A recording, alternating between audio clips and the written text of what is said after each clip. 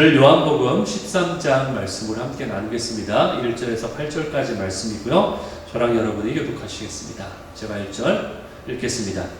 6월절 전에 예수께서 자기가 세상을 떠나 아버지께로 돌아가실 때가 이른 줄 아시고 세상에 있는 자기 사람들을 사랑하시되 끝까지 사랑하시느니라. 마귀가 벌써 시몬의 아들 가룟 유다의 마음에 예수를 팔려는 생각을 넣었더라. 저녁 먹는 중 예수는 아버지께서 모든 것을 자기 손에 맡기신 것과 또 자기가 하나님께로부터 오셨다가 하나님께로 돌아가실 것을 아시고 저녁 잡수시던 자리에서 일어나 겉옷을 벗고 수건을 가져다가 허리에 두르시고 이에 대하여 물을 떠서 제자들의 발을 씻으시고 그 두르신 수건으로 닦기를 시작하여 시몬 베드로에게 이르시니 베드로가 이르되 주여 주께서 내 발을 씻으시나이까. 예수께서 대답하여 이르시되 내가 하는 것을 내가 지금은 알지 못하나 이후에는 알리라. 베드로가 이르되 내 발을 절대로 씻지 못하시리이다. 예수께서 대답하시되 내가 너를 씻어주지 아니하면 내가 나와 상관이 없느니라. 아멘. 오늘 이 말씀 가지고 나눌 제목을요, 주와 상관이 있는 사람이어야 합니다. 이란 제목이에요. 주님과 상관이 있는 사람이어야만 합니다. 영어 제목은요, Love that has part with Him 이란 제목입니다. 자, 오늘 이 말씀 하기 전에 여러분께 한 가지 질문을 드리고자 합니다. 진정한 사랑이 무엇일까요? 진정한 사랑이 무엇일까? 한번 생각해 보시기 바랍니다. 여러분, 사랑을 말하면은 우리가 떠올리는 그러한 구절이 있습니다. 고린도전서 13장. 예. 사랑은 오래 참고, 사랑은 온유하며 좀 이어지는 그 구절이 있죠. 예. 하지만 솔직히 말씀드리면은 이 말씀대로 살 자신이 있다고 말할 사람이 누가 있을까요? 그렇죠? 저는 제가 이렇게 운전하면서 제 안에 있는 죄성을 발견하고 합니다. 다른 차가 끼어들면은 여러분 어떤 생각이 드시나요? 사랑은 오래 참고 이 말씀이 떠오르시나요? 이게 우리의 현실이에요. 예, 우리의 현실이에요. 우리에게는 이러한 사랑의 한계가 분명히 있다는 거죠. 그런데 오늘 본문 1절을 보니까 이런 말씀이 나와요. 예수님이 세상에 있는 자기 사람들을 사랑하시는데 어떻게 사랑하셨다? 끝까지 사랑하셨다. 예, 여기서 끝까지가 중요해요. 끝까지 사랑하셨다. 예, 이렇게 나와. 그렇다면 예수님이 우리를 끝까지 사랑하셨다라는 이 의미가 뭘까? 세 가지 의미가 있다고 저는 생각을 합니다. 첫 번째는 말 그대로 우리 인생의 끝까지 사랑하신다. 우리 삶이 다하는 그날까지 최선을 다해서 끝까지 사랑하신다라는 말이에요. 이것은 하나님 아버지의 일종의 사랑 고백이에요. 마치 사랑하는 여인에게 내가 당신을 얼마나 사랑하는지 압니까? 라고 물어보듯이 주님이 우리에게 내가 널 얼마나 사랑하는지 아니? 라고 이렇게 말씀하시는 그 장면이라고 생각을 합니다. 여러분, 이 사랑은요, 남녀 간의 사랑보다 더 높고 더 깊습니다. 왜냐하면 남녀 간의 사랑은 서로 간에 기대가 충족이 되어야지만 해요. 내가 준 만큼 나도 받기를 원하잖아요. 그 기대가 서로 충족이 돼야 돼요. 그게 전제이지만 예수님의 사랑은 우리가 주님께 드리기 전에 먼저 우리에게 생명을 주신 사랑이에요. 그렇기 때문에 그 사랑은요, 더 높고 더 깊습니다. 두 번째로, 이 끝까지 사랑한다는 사랑은요, 변함이 없는 사랑을 말합니다. 변하지 않는 사랑, 신실하신 사랑. 여러분, 탕자의 아버지를 기억하실 겁니다. 성경에 나오는 탕자의 아버지 이야기가 나오죠. 여기 보면은 아버지가 밤새 계속해서 아들이 언제 올런지 모르니까 기다리고 있어요.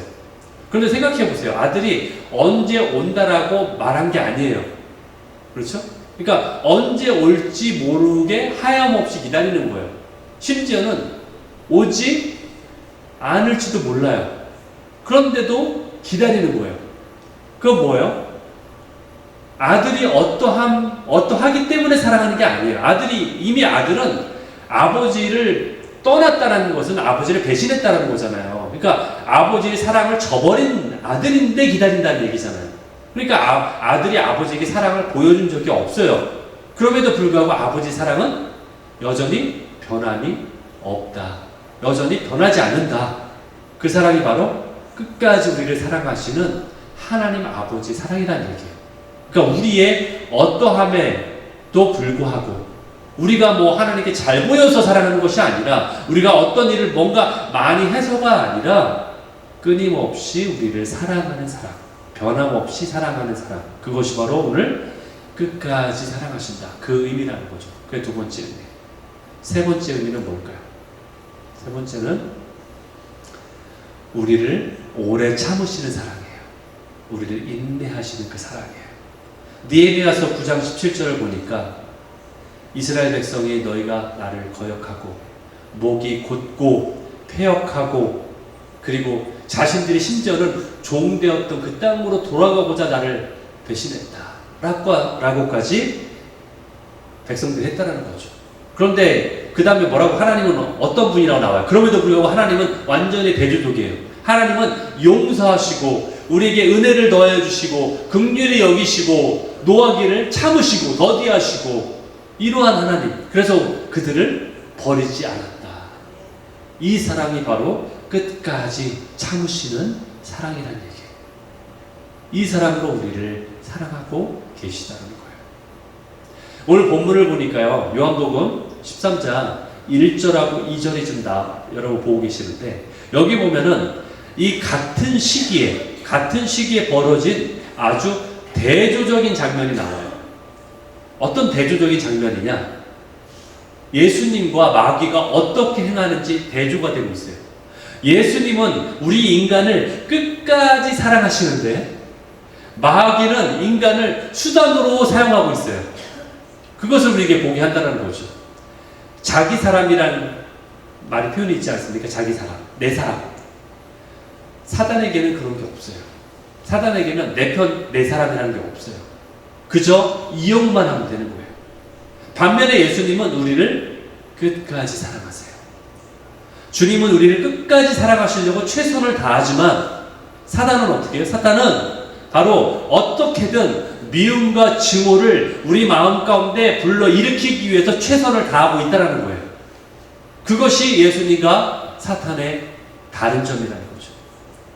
사단에게 있어서 자기 사람은요, 자신과 함께 지옥불에 던져질 대상이기 때문에 그렇게 행하는 거예요. 하지만 예수님은 우리를 끝까지, 언제까지? 영원까지 사랑할 대상이기 때문에, 사랑의 존재이기 때문에 그렇게 우리를 대하시는 거예요. 이 대조적인 모습을 우리가 볼 수 있다는 거예요. 오늘 본문의 배경은요, 예수님이 그 다음 날이면 이제 십자가에 달리기 위해서 돌아가시는 그 날이에요. 바로 그 전날 밤 사건을 지금 말하고 있어요. 이제 죽음을 하루 앞둔 바로 시점이에요. 그러면은 여러분이라면은 만약에 내일 이 온 세상이 망해도 나는 오늘 한 그루에 그렇게 얘기할 수 있는 시점 아닙니까? 여러분은 사과나무를 심지 않겠지만, 그렇죠? 그건 여러분의 표현이 아니잖아요. 그렇다면 내일 만약에 내가 죽음을 당한다면 오늘 뭔가 중요한 일을 하고 싶지 않겠습니까? 오늘 내가 뭔가 의미 있는 일을 하고 싶지 않겠냐는 거예요. 그런데 예수님은 무엇을 하셨나요? 오늘 보니까 오늘 본문에 뭘 하셨어요? 제자들의 발을 씻기셨어요. 이것을 통해 우리가 볼 수 있는 게 뭐예요? 우리를 끝까지 사랑하시는 모습을 보이시고 계신다라는 걸 우리가 보게 되죠. 여러분, 한 어부가 또 다른 어부의 발을 씻기는 것은 그리 대단한 일이 아닙니다. 그런데 만왕의 왕이신 예수님, 온 천지를 창조하신 그 예수님이 그 시골 어부들의 발을 씻기고 있는 거예요. 그것도 자신의 제자의 발을 지금 씻기고 있는 거예요. 만약에 누가 그 일을 시켜서 한다면 그 일은 아마 굴욕적인 일일 거예요. 그런데 왜냐하면 이 일은 종들만 하는 일이기 때문에 그렇습니다. 이거는 종들이 하는 일들이었어요. 발을 씻기는 일은. 아무리 친하다고 해도요, 친구의 발조차 씻기는 일은 없습니다. 그런데 지금 예수님이 제자들의 발을 씻기고 있는 거예요. 오늘 본문을 보면서 좀 더 본질적인 질문을 한번 들어가 보기를 원합니다. 그렇다면 왜, 여기서 왜라는 질문이 있어. 왜 예수님은 십자가처럼 전날 밤에 제자들의 발을 씻기셨을까? 이 질문이 있는 거예요. 이게 더 본질적인 질문이에요. 왜 씻기셨을까? 이제 십자가에 달리시기 전이기 때문에 좀 더 중요한 일을 할 수도 있었을 텐데 왜 그 일을 하셨을까? 다른 때보다 제자들의 발이 더 더러웠을까요? 그래서 냄새가 나서 예수님이 참다 못해 에이 내가 그냥 씻겨주고 말지 그래서 씻겼을까요? 아니면 그날따라 유독 날씨가 더 더워서 더우니까 얘를 시원하게 하려고 씻겨주셨을까요? 아니면 예수님이 마지막 날이니까 애틋한 마음에 그래 제자들이 이제 죽으니까 이제 내가 죽으러 가니까 애틋한 마음에 제자들 발이라도 씻겨주자 그래서 씻겨주셨을까요? 아닙니다. 그 대답을 오늘 어디서 찾아볼 수 있는가? 베드로에게 하셨던 예수님의 말씀을 통해서 우리가 그 해답을 찾을 수가 있어요. 오늘 그 본문 6절 8절에 보니까 베드로가 예수님이 씻으러 오니까 내 발은 절대로 씻을 수 없습니다라고 완강히 거절하고 있는 모습을 보게 돼요. 어찌 주께서 내 발을 씻으려 하십니까? 내 발은 절대로 씻기지 못합니다. 다른 제자들 발을 씻겨도 내 발만은 절대 씻을 수 없습니다. 농담이지만 아마 그날 더 더러웠나 봐요. 베드로의 발이. 그런데 여기에 대한 베드로에 대한 예수님의 대답을 주목해 볼 필요가 있어요. 바로 8절의 말씀이죠. 뭐라고 말씀하시냐? 내가 너를 씻어주지 않으면, 그 다음 말이 중요해요. 뭐라고 되어 있어요? 네가 나와 상관이 없다. 오늘 제목이 뭐예요? 주와 상관이 있는 사랑이어야만 합니다. 했죠? 지금 중요한 이 대목이에요. 내가 너를 씻어주지 않으면 너는 나와 상관이 없다라고 말씀하세요. 이 상관이 없다. 상관.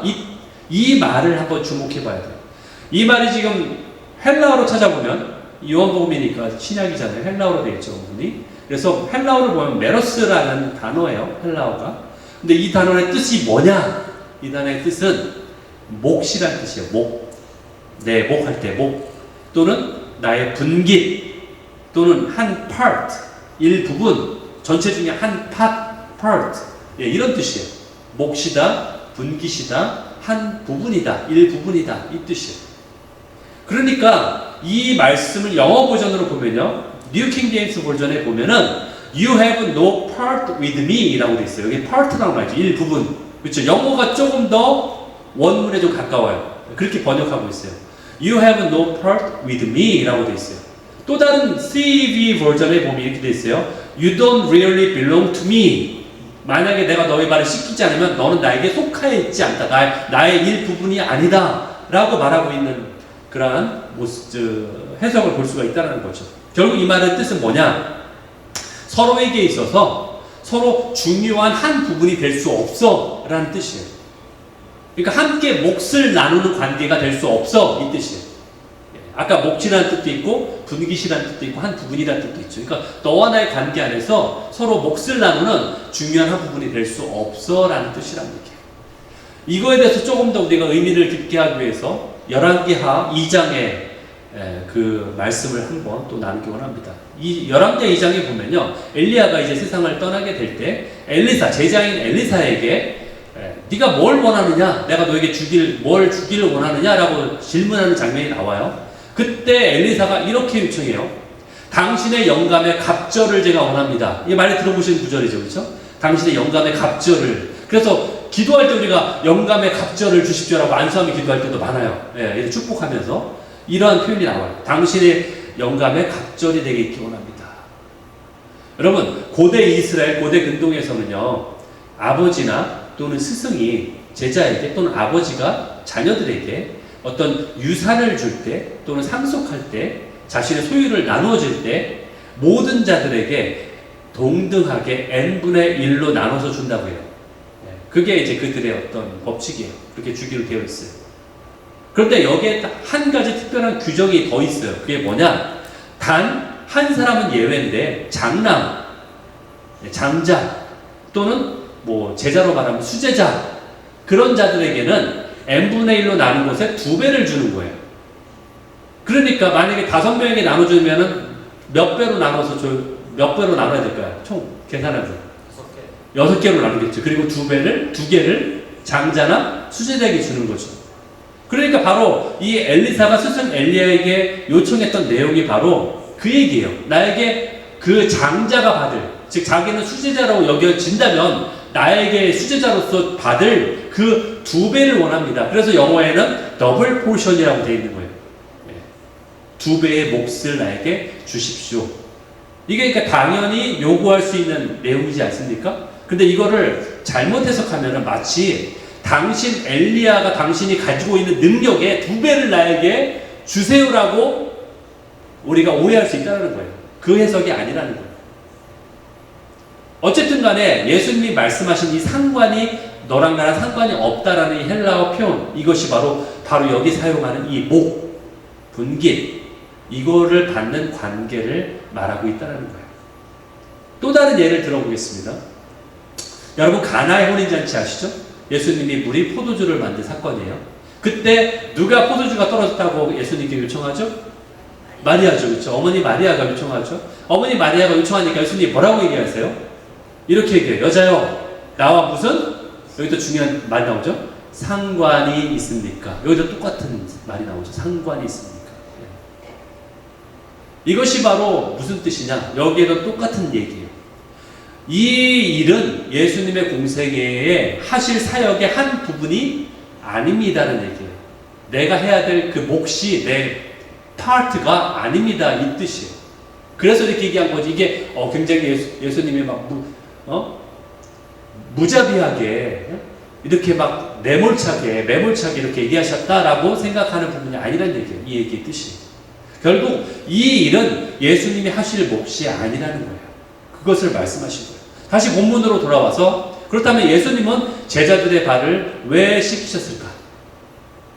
그 이유는 바로 이거예요. 지금까지 얘기한 걸 총틀어 종합해보면은 주님이 우리 제자들과 그분이 모든 것을 나누는 관계로 들어가기 원한다. 몫을 나누는 그러한 관계가 되기를 원한다. 그 뜻이에요. 그러니까 내가 내 발을 씻지 않으면은 우리는 그런 관계가 될 수 없어라는 것을 말씀하신 거예요.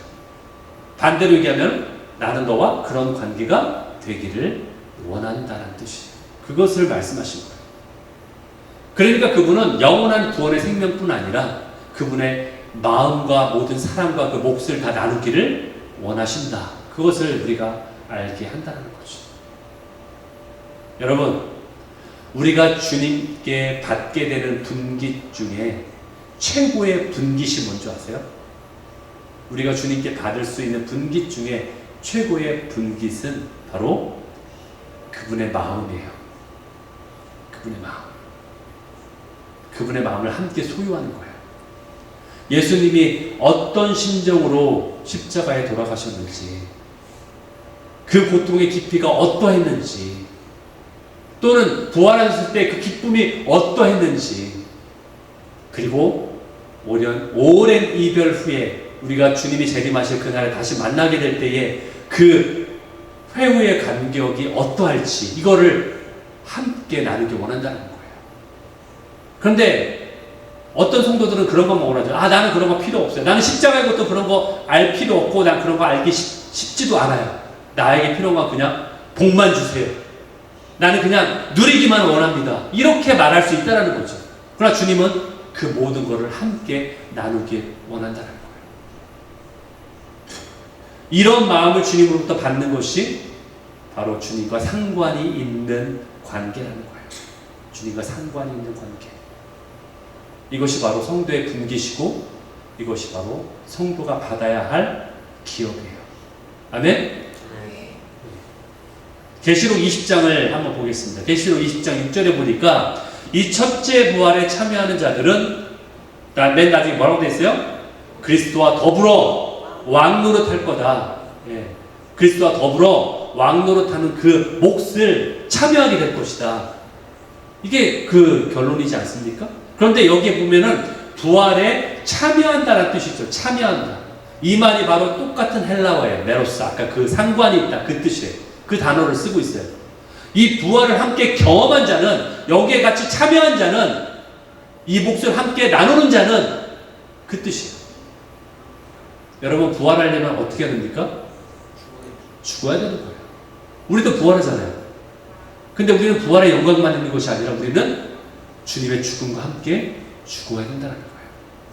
이것이 바로 그분과 상관이 있는 관계라는 거죠. 그것을 주님이 우리에게 말씀하고 있다는 거예요. 따라서 예수님이 제자들의 발을 씻기신 것은요, 단순하게 어떤 윤리적인 겸손의 모습만을 나타내기 위함이 아니라는 거예요. 물론 겸손의 모습이 당연히 있죠. 그분은 겸손한 분이 맞아요. 그러나 단지 우리에게 어떤 윤리 규칙을 가르치기 위해서 그 일을 행하신 게 아니라 우리와 영원히 끊을 수 없는 관계로 들어가자. 내가 너와 상관이 있기 원한다. 몫을 같이 나누기 원한다. 심지어 십자가의 몫까지도, 네가 그 고통까지도. 그래서 부활에 참여하는 그 관계 속으로 들어가자. 너와 나와 그래야 관계가 있다. 그것을 몸소 보여주시기 위해서 발을 닦으신 거예요. 이것이 바로 주님과 상관이 있는 관계입니다. 아멘? 그 깊은 관계로 우리를 초청하고 계신 거예요. 주님은 우리를 그 분깃, 그분의 분깃 안으로 부르셨고요. 그래서 그분의 한 파트가, 부분이, 일부가 되기를 원하시는 거예요. 그리고 그 누구도 빼앗을 수 없는 그 관계를 맺기를 원하시는 거예요. 그 주님과 우리의 사랑의 관계는 그 어느 누구도 결코 끊을 수 없는, 빼앗을 수 없는 관계를 주님이 맺기를 원하신다는 거죠. 여러분, 우리는 고린도전서 13장을 너무나 잘 알죠. 제가 사랑 얘기를 하면서 여러분에게 한번 말씀드리지 않았습니까? 초반에 이 구절, 사랑은 오래 참고 온유하며 시기하지 아니하며 자랑하지 아니하며 교만하지 아니하며 무례 행치 아니하며 자기 이익을 구하지 아니하며 성내지 아니하며 모든 것을 참으며 모든 것을 견딘다. 예. 23장 일명 우리가 부르기를 사랑장이다. 사랑에 대한 얘기니까. 그래서 이 내용이 담긴 액자를 집에다가 걸어놓게. 저희도 옛날에 저희 집에 걸려 있었어요. 그리고 이런 노래도 있지 않습니까? 사랑은 언제나 오래 참고. 예, 노래로 부르기도 하죠. 그런데 이 모든 우리의 노력에도 불구하고 저는 이 말씀을 다 지키는 분을 제가 아직도 한 분도 찾아보질 못했어요. 제가 혹시 못 봤다면 여러분 알려주세요. 여러분이 그런 분이라면 혹시 저한테 좀 보여주세요. 물론 저를 포함해서 말해요. 저도 지키지 못합니다. 솔직하게 한번 우리의 모습을 한번 보십시오. 이 사랑장을 차라리 이렇게 바꾼다면은 조금 더 현실적이라고 생각이 들어요. 사랑은 비상등을 켜며 미안하다고 해야만 참을 수 있고, 사랑은 내 앞으로 끼어들기 전까지만 내가 온유하며, 사랑은 내 차를 더 사랑하며 교만도 가끔 떨 수 있어야 하고, 사랑은 무례한 운전도 서슴지 않으며 언제나 내 유익을 구하며 언제나 성낼 준비가 되어 있고, 심지어는 죽이고 싶은 생각도 충분히 가질 수 있는 거라네. 이래야지 우리 현실적이지 않나요? 여러분 아닌 것처럼 이렇게 딱 시침대고 앉아 계시지 마시고 운전하면서 저는 이런 생각을 가질 때가 너무나 많아요. 이것이 바로 우리의 현 주소라고 생각합니다. 그렇다면 여러분 생각해 보세요. 이 고린도전서 13장의 내용이 지금 성경에 있는데 그러면 네가 왜 거기서 나와? 뭐 이건가요? 왜 이게 여기 있는 거야? 혼란스럽지 않아요? 왜 이게 여기에 있어야 돼? 한숨만 나오죠. 여기에 우리의 착각이 있는 거예요. 뭐냐? 무슨 착각이냐? 여러분들 고린도전서 13장은요 우리에게 이대로 살아내라고 강요하는 규칙이나 어떤 도덕적 규범이 아니라는 거예요. 이 말을 그러니까 여러분 부담을 내려놓으셔도 돼요. 제가 이렇게 말하면 어떤 분은 또 이렇게 반문할 거예요. 저에게 아니 그럼 막 살아도 된다는 얘기입니까? 당연히 아니죠. 제가 그걸 얘기하기 위해서 이 얘기를 꺼내진 않겠죠. 제가 하려는 말은요 막 살아도 된다가 아니라 이 말씀의 본질이 뭘까를 알아야 된다는 뜻이에요. 이 사랑장은 우리를 올가매는 규칙이 아니에요. 또는 우리가 지킬 수 없기 때문에 주님이 야, 너 이거 보고 하면 좌절해. 좌절케 만들려고 세워진 높은 기준도 아니에요. 아니면 어떤 이상향, 어떤 아이디어랑 이상향을 묘사한 시적 표현도 아니에요. 또는 결코 도달할 수 없는 어떤 희망 고문도 아니라는 거예요, 우리에게. 그렇다면 여기에 이 사랑은 과연 누구의 사랑이라는 거예요, 이게? 이걸 왜 나오는 거예요, 이 성경에 이 말씀이 그러면? 그런 의미가 없다면. 이 사랑은요, 우리의 사랑이 아니라 누구의 사랑이에요? 주님의 사랑을 표현한 거예요. 주님의 사랑이 이렇다라는 거예요. 주님의 사랑이 이런 거예요. 절대적인 그 주님의 사랑을 말하는 거예요. 인간이 흉내조차 낼 수 없는, 감히 근접할 수 없는 주님만이 온전히 행할 수 있는 그 사랑을 말하는 거예요. 근데 세상은 뭐래? 이걸 가지고 뭐라고 얘기해요? 아니, 우리는 이런 사랑을 이룰 수 있어요 라고 말하는 거예요. 허황된 얘기를 하고 있어요, 세상은. 우리는 이런 사랑을 이룰 수 있어요. 허황된 자만심을 우리에게 부추기고 있어요. 이걸 이룰 수 있는 것처럼. 그래서 나온 말이 뭐예요? 사자성어? 사자성어가 아닌데 사자성어처럼 너무나 유명한 그 말이 있잖아요. 내로남불. 그렇죠? 이게 바로 세상이 말하는 그 자만심 아닙니까? 나는 못하면서 내가 할 수 있다라고 부추기는 얘기예요. 성경도 마치 그처럼 볼 수 있다라는 거예요. 하지만 우리 현실은 어떻습니까? 처참하지 않습니까? 저도 제가 운전하면서 제 스스로가 그런 생각이 들 때마다 심지어는 저 녀석 앞에 가다가 사고나 나나 이런 생각이 들 정도로 떠오르는 제 모습을 보면서 스스로가 얼마나 낙심하지 않습니까? 나도 이런 사람이네 내가. 스스로를 보면서 절망할 수밖에 없는 처참한 모습이지 않습니까? 목사인 내가. 이 땅에 어떤 사람도 이러한 사랑을 온전히 실천할 능력이 없어요. 이게 팩트입니다. 진짜 팩트예요. 어느 누가 감히 이 사랑을 실천할 수 있다고 자신할 수 있습니까? 여러분, 결혼식 날에는요, 내 배우자를 내 목숨을 바쳐서라도 사랑하겠다고 우리가 다짐했지 않습니까? 근데 시간이 지나면서 그 결심이 얼마나 얕은 결심이었는지 깨닫게 돼요. 그게 우리의 인간의 모습 아닙니까, 여러분? 솔직해져야 되지 않습니까? 정말로? 이것은요, 우리가 비정상이라서가 아니에요. 그만큼 우리 인간의 사랑이 본질적으로 연약하다는 얘기예요. 그만큼. 예. 여러분, 그런데요, 하나님의 형상으로 창조되었을 때는 그렇지 않았어요. 원래 하나님이 의도하신 그 모습은 그렇지 않았다는 거예요. 그런데 우리가 죄를 선택함으로 인해서, 우리의 연약함 때문에 죄를 선택함으로 인해서, 그 죄가 세상에 들어옴으로 인해서 우리가 죄성을 가지고 태어나게 되고 우리의 온 본성이 죄성으로 가득 차 있기 때문에, 그리고 공중의 권세 잡은 자가 아직도 이 땅에 악한 영향력을 끼치고 있는 세상에 살고 있기 때문에 여전히 우리에게는 그런 죄성이 남아있기 때문에 그런 거예요. 그렇다면 우리가 고린도전서 13장에 나오는 이 사랑을 애초에 포기해야 될까요? 우리는 그런 본성이 악하기 때문에 그럼 이 사랑은 그냥 우리 포기하고 삽시다, 이렇게 살아야 될까요? 그것도 아닙니다. 우리가 할 수 없다고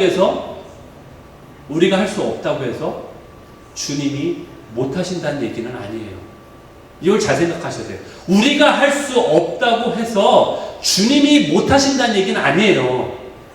그렇다면 결론이 나오죠.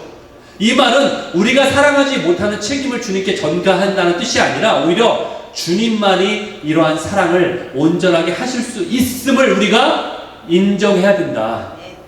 그게 신앙 아닙니까? 주님이 하실 수 있다는 걸 인정해야 된다. 그렇기 때문에 우리가 그분 안에 거해야 된다. 내가 연약하니까 그분을 의지해야 된다. 그렇기 때문에. 그래야 우리도 그 사랑을 드러낼 수 있는 거예요. 그게 첫 계명이고 둘째 계명 아닙니까? 첫째 계명, 그래야 내가 그 사랑 안에 거할 수 있는 것이고, 그래야 둘째 계명, 내가 그 사랑 온전히 그 사랑을 받아서 흘러낼 수 있는 거예요. 이게 진정한 신앙의 원리고, 이게 정말 주님이 우리에게 말씀하신 정답이에요. 결국 우리 창조 때의 원래 모습, 주님과 친밀히 교제하며 그분의 임재 안에 거하는 상태로 돌아가야 된다는 거예요. 해답은 바로 주님 안에 거하는 것입니다. 요한복음 15장 4절 7절 저기도 나와 있죠. 제 붙여놓은 거에 나와 있죠. 내 안에 거하라. 나도 너희 안에 거하리라. 포도나무의 가지가 포도나무에 붙어있지 않냐면 스스로 열매 못 맺지 않냐. 가지가 붙어있어야 가지에서 열매가 맺는 건데 가지가 떨어지면 죽은 가지죠. 붙어있어야 열매를 맺죠. 붙어있어야 사랑이 나오죠. 내 안에. 우리는 할 수 없는데 생명이 있어야 되니까, 생명이 연결돼야 되니까. 나를 떠나서는 너희가 아무것도 할 수 없다 말씀하시잖아요. 너희가 내 안에 거하고 내 말이 너희 안에 거할 때 그때 이룰 것이다. 그리하면 이루리라. 이게 정답 아닙니까? 이게 진리 아닙니까? 아멘? 진리는 결국 훼손될 수 없는 거예요. 아무리 포스트 모더니즘이 팽배하고 이 땅에 대사가 만약에 5만 명이 있는데 5만 명이 49,999명이 산수도 안 되네요.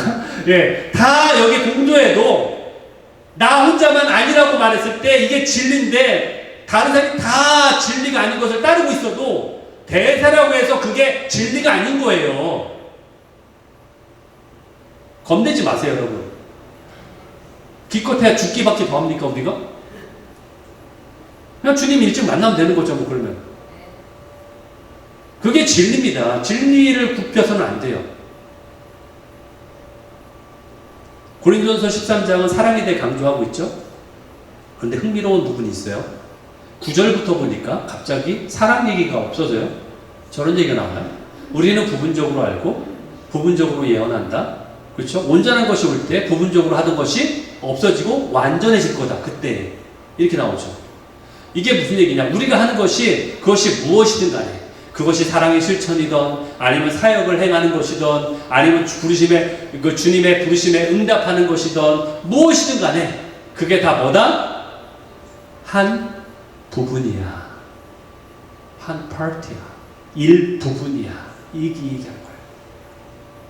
여러분, 우리는 주님이 그리시는 큰 하나님의 나라라는 그림 속에 퍼즐 조각에 딱 한 퍼즐 조각이에요. 우리 교회도 마찬가지예요. 우리는 그 퍼즐 조각을 감당하면 되는 거예요. 그 부분을. 그러니까 어느 교회가 우리 교회가 최고고 다른 교회는 다 가짜야 이렇게 말할 수 없는 거예요. 이해되십니까?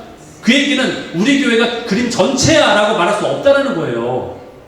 그냥 일부분이라는 거예요. 사역도 마찬가지예요. 우리 사역만 최고야. 우리 사역만 전부야 라고 말할 수 없는 이유가 바로 거기에 있는 거예요.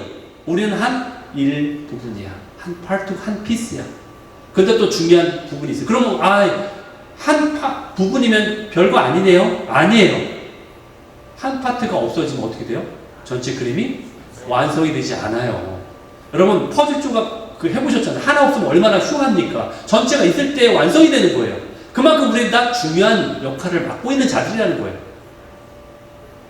그렇기 때문에 우리는 하나님 나라 안에서 겸손해질 수밖에 없는 이유가 바로 여기에 있는 거죠. 한 부분이니까. 그렇기 때문에 우리는 다른 자들의 사역이나 그들의 부르심을 존중할 이유가 바로 여기 있는 거예요. 존중해야 되는 거예요. 그렇지만 주님이 다시 오신 날에는 그것이 다 완전해질 것이다. 온전한 걸 너희가 보게 될 것이다. 고린도전서 13장 12절에 이런 말씀이 있어요. 지금은 너희가 거울을 보는 것 같이 희미하나. 거울을 쨍쨍한데 왜 희미하죠? 저때 거울은 그랬어요. 그래서 저렇게 표현한 거, 비유를 쓴 거예요. 저때 거울은 이렇게 막 요즘의 거울이 아니잖아요. 그렇죠? 양재기 같은 거를 이렇게 쳐다보면 희미하게 보이잖아요. 그러니까 저때의 거울은 지금의 거울이 아니라 그 거울로 보는 것처럼 뿌옇게 희미하게 보이지만 그때가 되면 주님이 다시 오실 날이 되면 얼굴과 얼굴을 맞대고 보듯이 딱 만나서 알게 될 거야. 예수님께 물어볼 수 있으니까. 그때 그게 왜 그랬어요? 그때 내 삶에 이런 일이 있었는데 그 해결되지 않는 숙제가 왜 그랬는지 물어볼 수 있잖아요. 지금은 내가 부분적으로 알지만 그때가 되면 주님을 아는 것처럼 내가 완전히 알게 될 것이다. 이처럼 주님이 그분과 우리와 관계하는 그 관계 속으로 가기를 원하신다는 거예요. 그래서 제자들의 발을 씻겨 주셨다는 거예요. 네가 나의 한 부분이 되길 원한다. 네가 나의 분깃을 받기를 원한다. 내 마음조차 알아가는 분깃을 알기를 원한다. 내 마음을 이해하는 그런 관계 속으로, 더 깊은 관계 속으로, 부부보다 더 깊은 친밀함의 관계 속으로 들어오길 원한다. 그것을 말씀하시는 거예요. 그래서 발을 씻기신 거예요. 사랑하는 성도 여러분, 주님은 우리와 관계하길 원하십니다. 그분의 분깃을 우리와 함께 나누길 원하세요. 그래서 나중에는 온 땅을 통치하는 일에 우리가 함께 통치하게 될 거예요. 그래서 그 사랑 안에 거하며 그 사랑을 실천하는 자로 살기를 원하십니다. 오늘 예수님이 베드로에게 하셨던 그 제안을 우리에게도 동일하게 그 제안을 하고 계세요. 내가 너와 상관하기를 원한다. 내가 너와 분깃을 나누기 원한다. 내가 너와 함께 이 땅을 통치하기 원한다. 이것을 주님이 원하세요. 나의 일부가 되어줄 수 없겠니? 나의 일부가 되어줄 수 없겠니? 이 사랑을 받아줄 수 없겠니? 이렇게 말씀하시는 거예요. 따라서 우리가 해야 하는 사랑은 뭐예요? 우리가 해야 되는 사랑은 인본주의 사랑이 아니라 주님과 상관이 있는 사랑을 해야 된다는 거예요. 주님을 떠난 사랑이 아니라 주님과 상관이 있는 사랑이 그래서 되어야 된다는 거예요. 더 이상 우리 힘으로 사랑하려 애쓰지 마십시오. 내 힘으로 사랑하려고 애쓰지 마십시오. 주님의 사랑을 먼저 경험해야 됩니다. 먼저 받으십시오. 그리고 그분 안에 거하십시오. 그러면은 그분의 사랑이 나를 통해서 자연스럽게 시키지 않아도 흘러나오게 되어 있는 것입니다. 이 사랑에 감격하고 경험하고 나누게 되는 저와 여러분 되시기를 예수 그리스도의 이름으로 축원합니다. 아멘.